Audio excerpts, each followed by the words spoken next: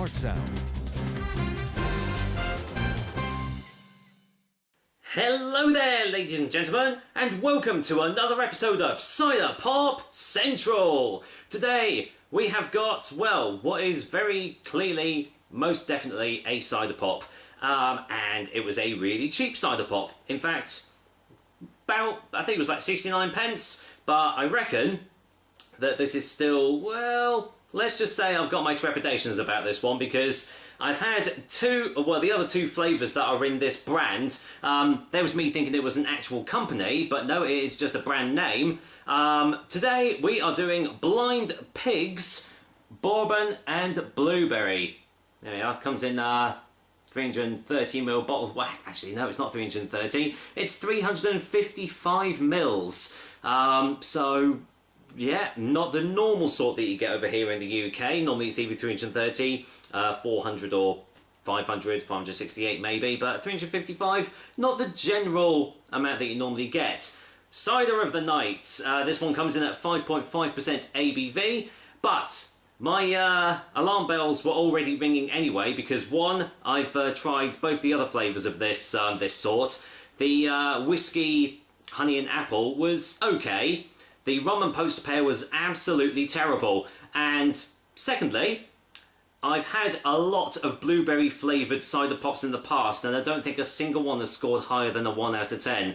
So I mean, that's already, you know, getting my alarm bells ringing. But the thing to, like, put the cherry on top, the icing on top of the cake, I suppose you could say, is the fact that a viewer actually pointed out, and I didn't actually read the small print, this is just a branded name from the H.P. Bulmer's company. So yeah, not really looking forward to this one at all, but you never know, it might be good. No glass, no rules. So apparently you drink this straight from the bottle. What do you think I am, a heathen? 1 litre US proof. Yeah, great. Speakeasy. I think they're going with the whole, you know, like American speakeasy style thing. They used to have a little description on the back here, but they've changed it a little bit. Yeah, batch number, that's been crossed out and everything. Basically, they're trying to be edgy and cool. I mean, you know, it's a different shaped bottle, nice dimpling there, but it's not what's on the outside that counts, it's what's inside this bottle. And, well, not looking forward to it, but we'll see. Might be alright, might be terrible. We'll find out, won't we? I can smell it from here. Oh, I don't even have to get my nose up to the neck of the bottle to smell the blueberry. Oh my goodness me. It's instantly tar. It's like, yeah, it's like someone's added blueberries into nicotine or tar. Something like that. Apologies, seems to be every time I do a review something noisy goes on. That's the cat eating the food, eating food in the background. She's been asleep all day, and now as soon as I do a review, she just decides to be noisy. Typical. Yeah, that really doesn't smell nice at all. It smells exactly like the rum and poached pear did, just, ooh, no, not good. Right, interesting to see what colour it's going to be, eh? Let's get this poured out. Okay, that isn't what I was expecting. Normally, blueberry flavoured cider pops are luminescent blue, purple or something like that, but as you can see, big old frothy head there, massive carbonation, as you can clearly see, really, really light, looks more like a pear cider or something like that, but yeah, really light in colour, heavy carbonation, lager style head. Yeah, that's not normal for a, well, not even a cider pop really, but oh well, let's see what it smells like on the glass. Now it just smells of artificial blueberry. Got a slight chemically sort of smell to it as well.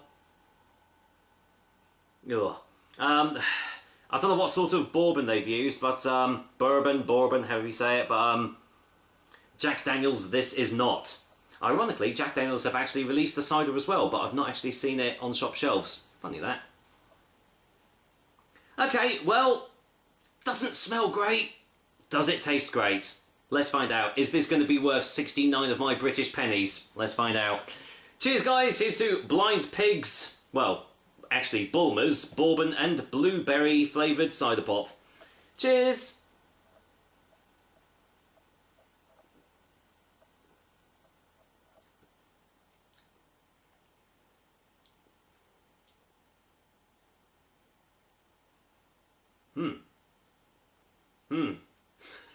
Okay, going in for a second opinion.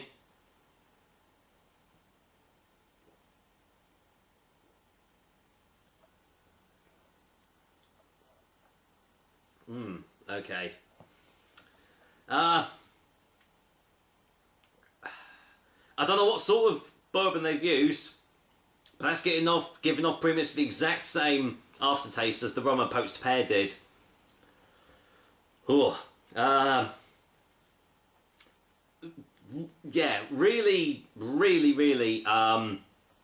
fake blueberry taste as soon as it hits your lips. And then after that, that quickly goes away, and you're left with a really artificial tasting, smoky, and I'm not talking about, you know, nice smoky, I'm talking about like fag ash sort of smoky, what's trying to be a bourbon, but it's really not working out at all.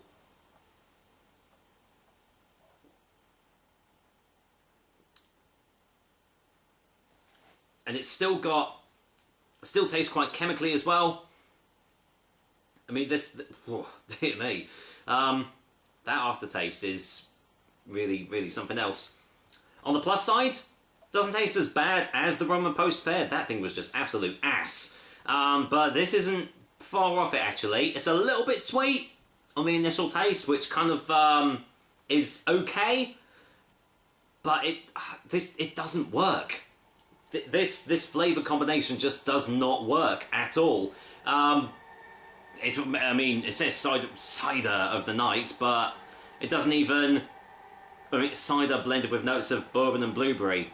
As I said, I mean, that could mean that they just, you know, chucked half a rotten apple in here and then added all these flavourings and colourings and stuff. I mean, you don't know what goes into this, do you?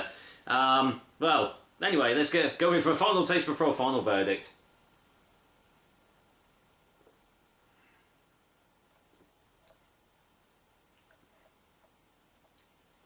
Well, I mean, I can see why these are going for dirt cheap, because I don't think anyone's buying them, because they don't taste great.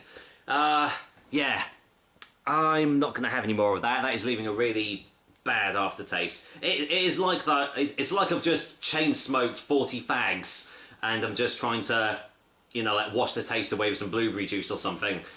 Really not great at all, even for 69 pence. So out of the three, I would say if you do see the whiskey, honey and apple, go for that one. But if you're given the choice, don't go for any of them, in my opinion. For a final verdict, a Blind Pig's Bourbon and Blueberry is going to get a 2 out of 10. Not quite a 1. No, not quite a 1. You thought I was going to give it a full-on 1 out of 10. But no, it's not as terrible as, I've already said, the rum and poached pear.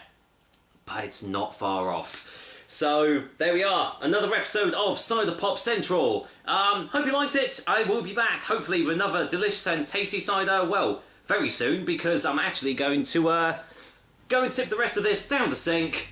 Unfortunately, that is a 69 pence that wasn't worth it at all. And I think I'll crack on with, well, hopefully, a decent cider review. So, take care, guys. Until next time, sink job for me.